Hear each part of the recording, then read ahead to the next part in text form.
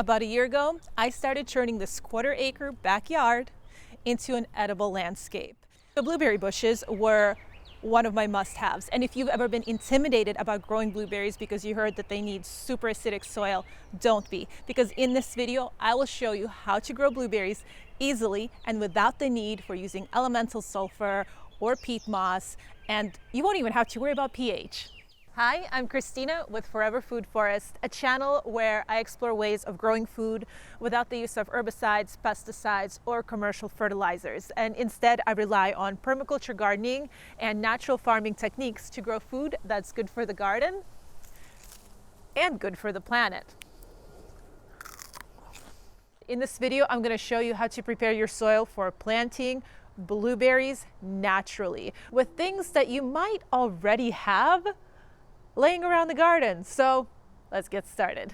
The first step for successfully growing blueberries is selecting the right variety. Ones that have been specifically bred for your region and climate will grow the easiest. The second step for successfully growing lots of blueberries is that you're going to need 2 or more plants that flower at the same time.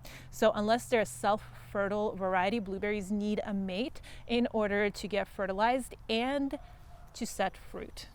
So now that I have my varieties selected, let's find them a new home. I ended up selecting 2 sites for growing my blueberries, one in the front yard, one right here in the back, and you will see me cut between those 2 throughout the video. Now, my biggest challenge was finding a spot that gets enough sun. Blueberries will tolerate parched shade, but in order to get lots and lots of fruit, they need lots and lots of sun. I dug out all of our native soil, which in Florida, our native soil is super sandy. It dries out really fast, and that is not an ideal environment for blueberries. Blueberries like a soil that retains moisture and drains fast. After I dug the hole, I ended up filling it with lots and lots of organic matter to help retain moisture. I love finding ways for reusing yard waste in my garden. Leaves, grass clippings, wood chips, old fruit. It's always fun finding ways of recycling those things back into the soil and then watching my garden thrive. So right here I have a pile of composted wood chips. And if you want to know how to make your own composted wood chips, I put a link to that video in the description. Hey buddy. Beep beep. Excuse you. Excuse you. So right here I have the hole prepped for the blueberries, and we're just going to fill it with compost.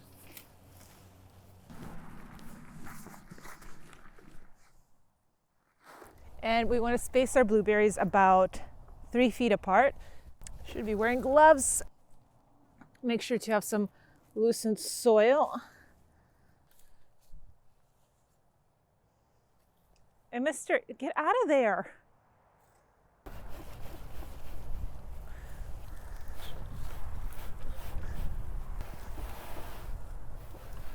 To help us acidify the soil, we are going to toss some acidic fruits in here. And you can just use kitchen scraps if you don't have a citrus tree. And right here, I have some leaf mold. Look at that stuff. Beautiful. And we're just gonna dump that in here. There you go. I'm just gonna dump it on top. Ah, that's beautiful. Wow. A word about acidity. So if you notice that your blueberry leaves are turning yellow, it could be an iron deficiency. And not all iron is created equally. For example, clay soils are full of iron oxide, but that type of iron is not accessible to blueberries. So in order to make it accessible, it needs to be broken down into a form that they can absorb. So one common misconception about blueberries is that they require acidic soil. That is not true. As someone pointed out in the comments, blueberries tolerate acidic soil better than others, and they need the acidity to help break down the iron and make it readily available for them. Now, if you can't get that pH low enough, there's a way around it by growing companion plants.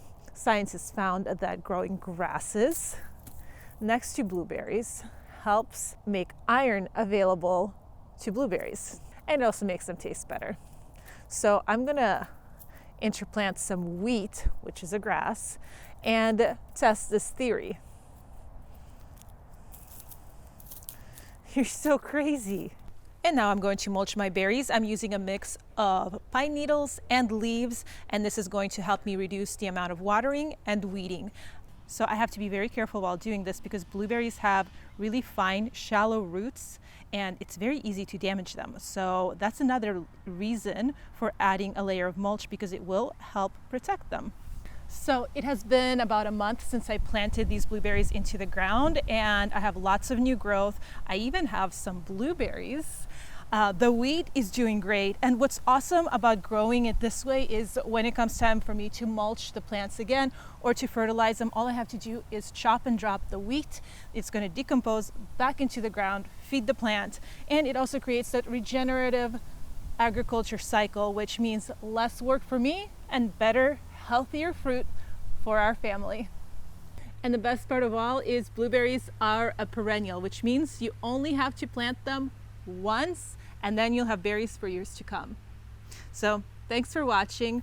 From me and Vasya, until next time, happy harvests.